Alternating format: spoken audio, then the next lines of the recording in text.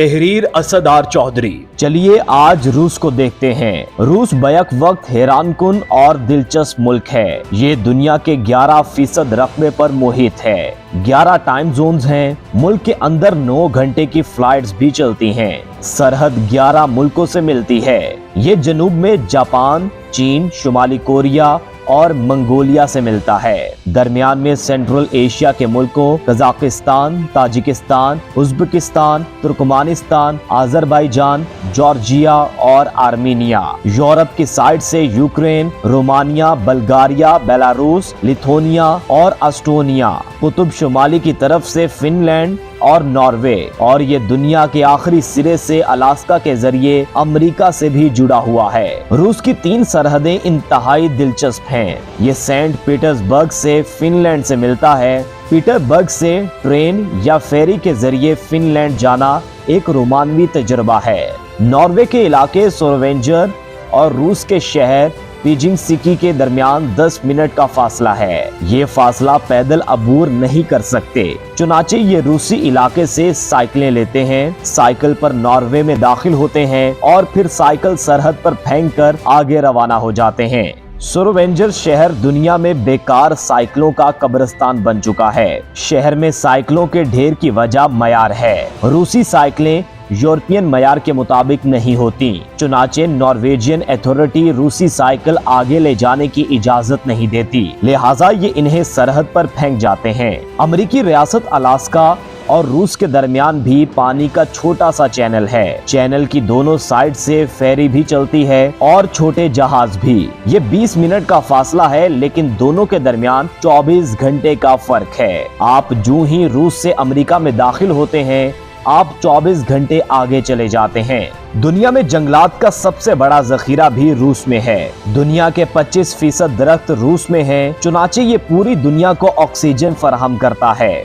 दुनिया का 34% मीठा पानी भी रूस में है। झील बैकाल दुनिया में मीठे पानी का सबसे बड़ा जखीरा है। दुनिया का सबसे बड़ा दरिया वोल्गा भी रूस में बहता है। दुनिया के सबसे ज्यादा दरिया भी रूस में हैं। इस मुल्क में 36 दरिया बहते हैं। दुनिया का सर्द तरीन मुकाम ओमियाकॉन भी रूस में है। ओमियाकॉन का दर्जा हरारत -55 डिग्री सेंटीग्रेड तक गिर जाता है। 1983 में इसका दर्जा हरारत -89.2 डिग्री सेंटीग्रेड रिकॉर्ड किया गया। दूसरा सर्द तरीन मुकाम वीर ख्यामसिक भी रूस में है। वीर ख्यामसिक का दर्जा हरारत -45 डिग्री तक गिर जाता है, लेकिन इसके बावजूद दोनों टाउन्स में जिंदगी चलती रहती है। इन देहात तक सिर्फ सर्दियों में पहुंचा जा सकता है, क्योंकि सर्दी में दरिया जम जाते हैं और इन जमे हुए दरियाओं पर ट्रक, बसें और गाड़ियां दौड़ने लगती हैं।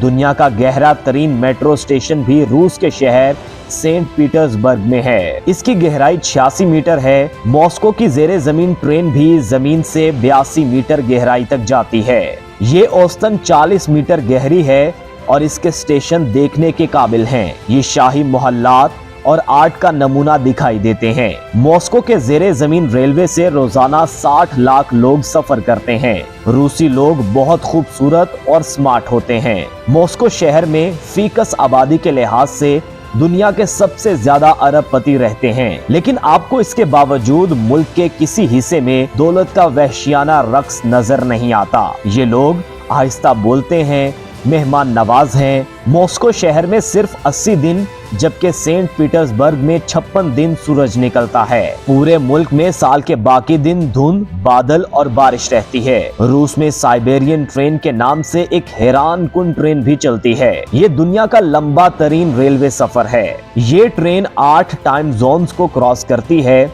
और 87 शहरों और वोल्गा दरिया समेत 16 दरियाओं के ऊपर से गुजरती है। ये भी एक हैरानकुन सफर है। आप ट्रेन में बैठकर साइबेरिया के बर्फ सतानों से गुजरते हैं और फितरत को अपनी खुली आंखों से देखते हैं। रूस में सुर्ख रंग खूबसूरती की इलामत है। ये लोग जिस चीज से मोहब्बत करते हैं, ये उसको सुर्ख रंग कर देते हैं। रेड स्क्वायर को खूबसूरती की वजह से रेड स्क्वायर कहा जाता है। ताहम ये भी दुरुस्त है कि स्क्वायर की ज्यादातर इमारतें सुर्ख हैं। लेनिन का मकबरा भी रेड स्क्वायर में है। लेनिन का इंतकाल 21 जनवरी 1924 को हुआ था।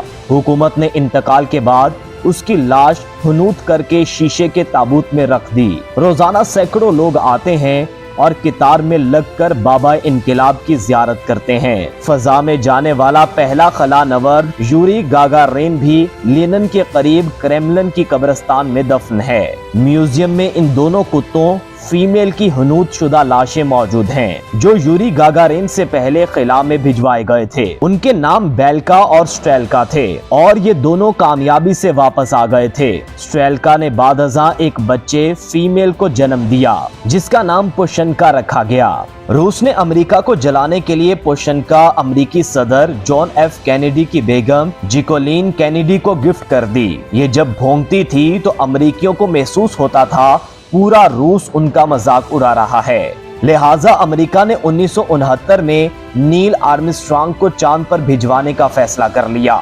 रूस के एयर स्पेस प्रोग्राम ने दुनिया को बेशुमार सहूलतें फराहम की। टेम्पर और नेपिज खिला नवर्दों के लिए इजाद हुई थी। ये आज दुनिया भर के बच्चे इस्तेमाल करते हैं। नूडल्स और फौरी तैयार होने वाले खुराक भी खिला नवर्दों के लिए बनी थी। मॉडर्न ट्रैक सूट, जीपीएस, दांतों के ब्रेसिस की तारें, जहाजों में इस्तेमाल होने वाले कमोड्स, ट्यूबों और ट्रे में उगाई जाने वाली सब्जियां भी खिला नवर्दों के लिए इजाद हुई थी, लेकिन ये आज हम जैसे लोग इस्तेमाल कर रहे हैं। एक खिला नवर्द 10 साल में तैयार होता है। ये लोग हकीकतन जान निसार होते हैं। ये जानते हैं शायद ही वापस आ सकें, लेकिन ये इसके बावजूद इंसान का फख्र बनकर खिला के समंदर में उतर जाते हैं। स्पेस म्यूजियम में इन दोनों रियाजी दानों की तस्वीरें भी लगी हैं, जिनकी कैलकुलेशन पर सफर करके इंसान ने खिला में कदम रखा था और पीछे रह गया क्रेमलिन।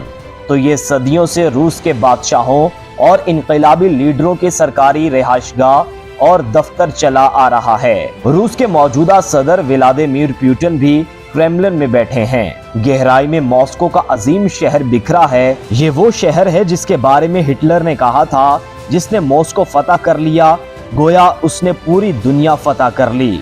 वो फाते आजम बन गया। लेकिन आप कमाल देखिए, रूसियों ने आज तक किसी शख्स को फाते आजम नहीं बनने दिया। हिटलर ये ख्वाब देखते देखते दुनिया से रुखसत हो गया, मगर मॉस्को अपनी जगह कायम रहा।